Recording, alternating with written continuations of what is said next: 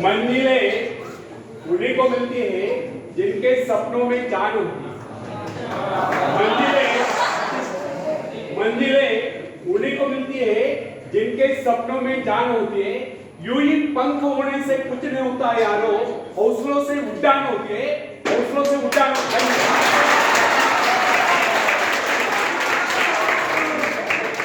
पूरे ध्यान से सुनिए अभी।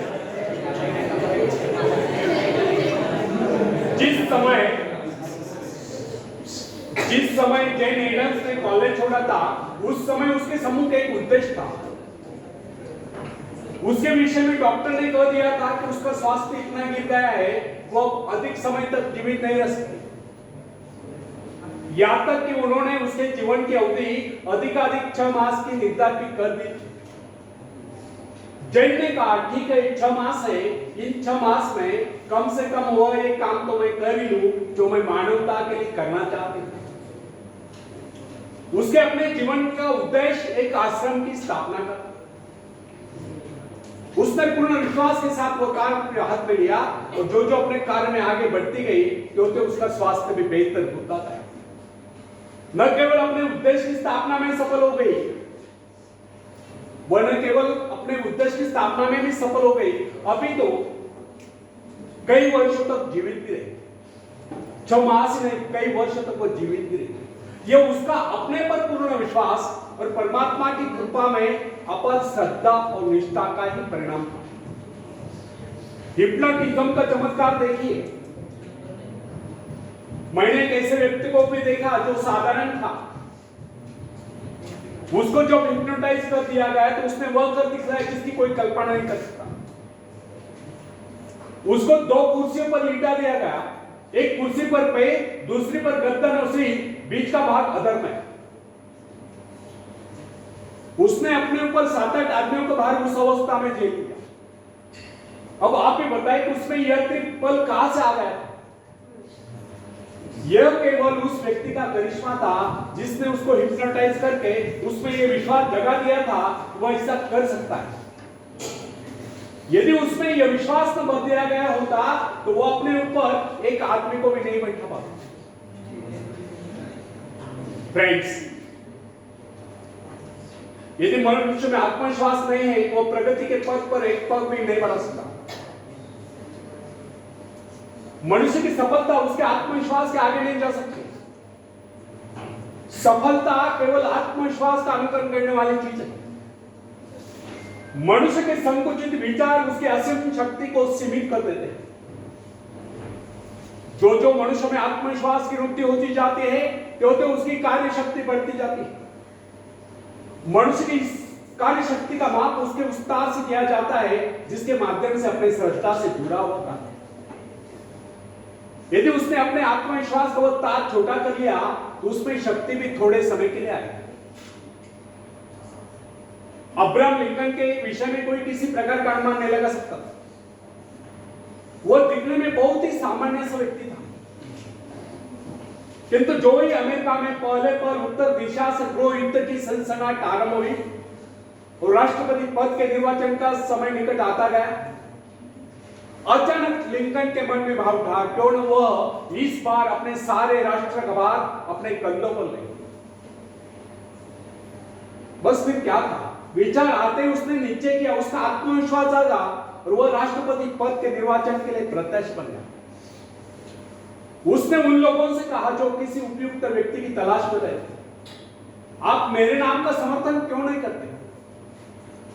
उसने कहा कि उसके अंतःकरण में प्रेरणा हुई है, उसको देश का कार्य करना चाहिए, इसलिए वो खड़ा हुआ है। उसने उस समय के राजनीतिविदों को बता दिया कि इस विपत्ति की परिस्थिति में वो देश की बागडोर संभालेगा, उसमें ये योग्यता है। उसने अपना आत्मविश्वास प्रकट करते हुए कहा कि इस निर्वाचन में वो अवश्य विजय होगा।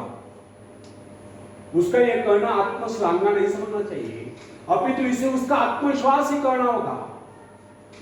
उसका यह आत्मविश्वास सत्य सिद्ध हुआ और लिंकन राष्ट्रपति पद के निर्वाचन में विजय घोषित किए गए। और दुनिया जानती है लिंकन एक सफल राष्ट्रपति हुए। फ्रेंड्स, जो व्यक्ति अपने भाग्य का निर्माता है जो आत्मविश्वासी होता है उसके प्रति सभी श्रद्धा और सम्मान की भावना रखते हैं। इस प्रकार के व्यक्ति की सभी सहायता करते हैं। जिसके विषय में लोगों का विश्वास हो जाता है वो किसी विशेष कार्य के लिए नियुक्त है। ऐसा व्यक्ति जहां भी जाता है सम्मान पाता है। सब उसकी ओर हसरत भरी नजर से देखते हैं।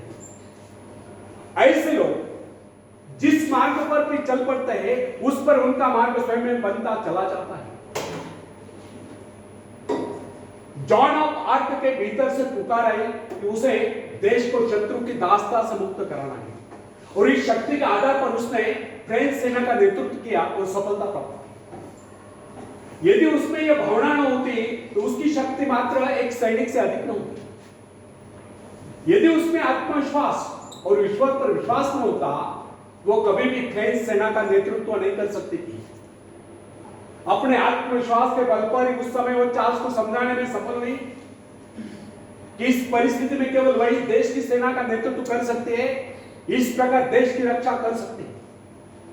जॉन के हृदय में जो प्रबल आत्मविश्वास और ईश्वर के प्रति आस्था थी उसके बल पर उसने फ्रेंच सेना का सेनापतित्व संभाला। उसका आत्मविश्वास वरदान सिद्ध हुआ। यद्यपि उसको युद्ध कला का प्रारंभिक ज्ञान भी नहीं था। बाल्यकाल में जब वो अपने माता पिता के भेड़ों की रखवाली करती थी उस समय उसको कुछ आभास हुआ था, किंतु उसका पिता उसकी खिल्ली उड़ाता था। इसके अतिरिक्त वो नारी थी।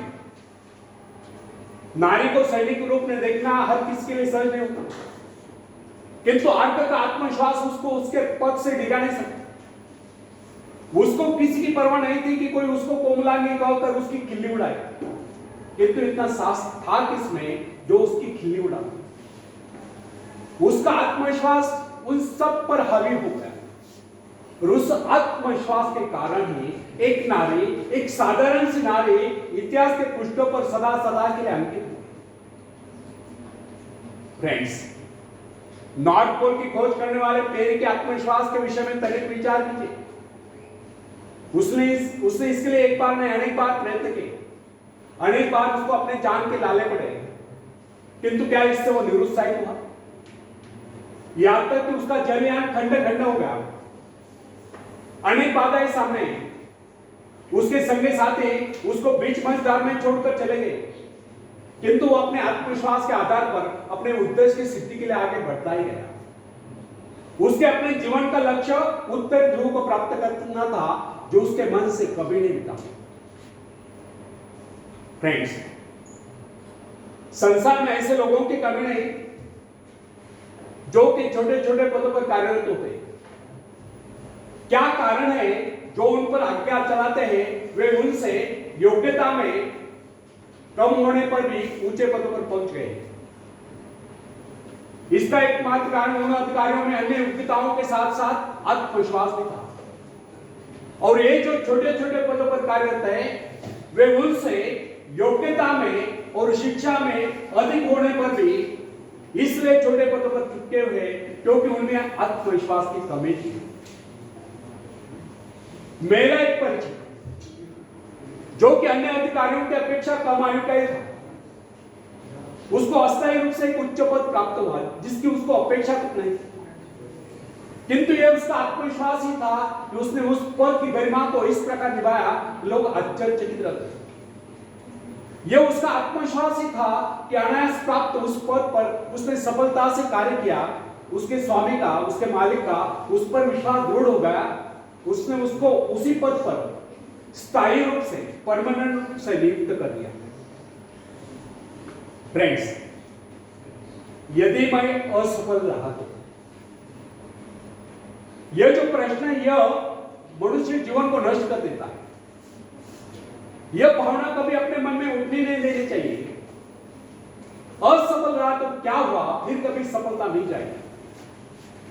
किंतु आरंभ से यह सोचकर हताश हो जाना उस परमात्मा के प्रति अविश्वास है जिसने आपको उस कार्य की प्रेरणा दी।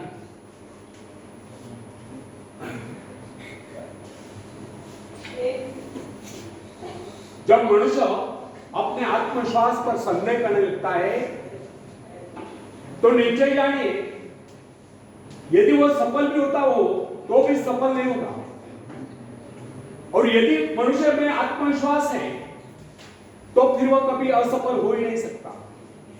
अपने आत्मविश्वास के दम पर वो कोई रास्ता निकाल लेगा जो उसको सफलता के शिखर पर पहुंचा देगा। अपना मूल्यांकन आप करें। लोग आपके विषय में क्या कहते हैं यह महत्वपूर्ण नहीं है। महत्वपूर्ण यह है कि आप अपने विषय में क्या सोचते हैं। यदि आप में आत्मविश्वास नहीं है तो लोग कुछ भी कहे आप सफलता के निकट नहीं पहुंच सकते। और यदि आप में आत्मविश्वास है तो फिर लोग कुछ भी कहे आपको सफल होने से कोई रोक नहीं सकता। बेंजामिन डिज़रायली जो कि एक साधारण सा व्यक्ति था, इंग्लैंड का प्रधानमंत्री बनने में सफल हो गया। उसमें क्या विशेषता थी? यह था उसका आत्मविश्वास, उसके मन की दृढ़ता। यही कारण था कि महारानी विक्टोरिया भी उसे अपने व्यक्तिगत मित्र जैसा सम्मान देती थी। कर्नल रूजवेल्ट में क्या विशेषता थी? केवल यही कि उसको थियोडोर रूजवेल्ट पर आगाध विश्वास था, अर्थात उसमें आत्मविश्वास कूट कर भरा हुआ था। यदि उसमें इतना आत्मविश्वास न होता तो फिर उसको कितनी सुविधाएं मिलती, उसमें कितनी योग्यताएं होती, उसके कितने साथी उसका उत्साह बढ़ाते, वो उस स्थिति में नहीं पहुंच सकता था। हाँ, कुछ ऊंचा भले ही उठ जाता। विश्वास का मनोविज्ञान मनुष्य स्वभाव की बहुत ही विचित्र बात है। आध्यात्मिक आधार पर विश्वास अधिक टिकता है, जबकि मानसिक धरातल पर ही विश्वास नेपोलियन जैसा होता है। अन्य सभी नाड़ियां तो उसके सैनिकों के समान होती है, और जब वे सैनिक अपने नेता पर, अपने सेनापति पर विश्वास करने लगते हैं तो उनकी शक्ति स्वयं में दोगुनी चौगुनी बढ़ती जाती है। जो सोचता है वो कर सकता है, जो सोच नहीं सकता वो कर ही नहीं सकता। मनुष्य इस आत्मविश्वास रूपी शक्ति के विषय में कभी सोचता ही नहीं। जिनमें ये आत्मविश्वास होता है उनको कुछ अधिक नहीं करना पड़ता, वे केवल अपनी आत्मा की आवाज का अनुकरण करते हैं। फ्रेंड्स, मनुष्य आज जो यहां तक उन्नति कर पाया है, इसका एकमात्र कारण उसका आत्मविश्वास ही था। अन्यथा वो पहले पल तो वन्य प्राणी माना जाता था। मोजेस में इतना आत्मविश्वास भरा था कि वह इजरायलियों को बियर जंगलों से निकाल कर ले गए। ईसाई विश्वास के आधार पर सारे संत अपने आत्मविश्वास के कारण ही वह सब कार्य कर पाए जिनके विषय में उनके आश्चर्यकारक कारनामों की चर्चा की जाती रही।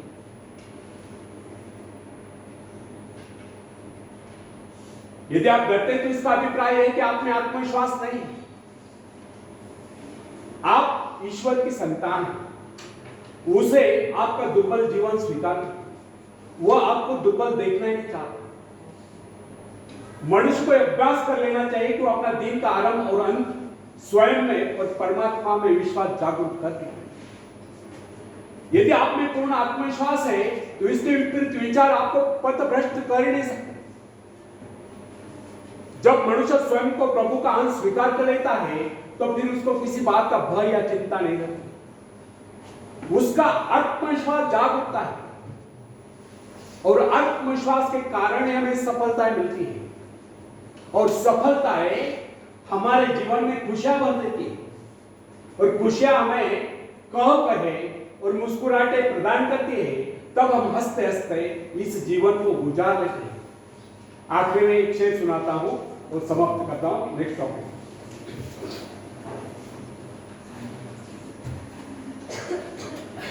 तो था कमाल, तू है कमाल, बस भटक गया था राह में।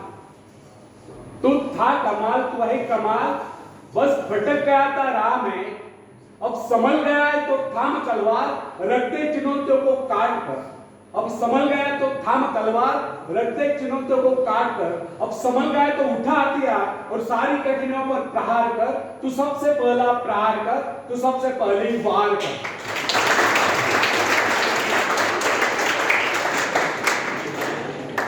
असफलता तो एक चुनौती से स्वीकार कर।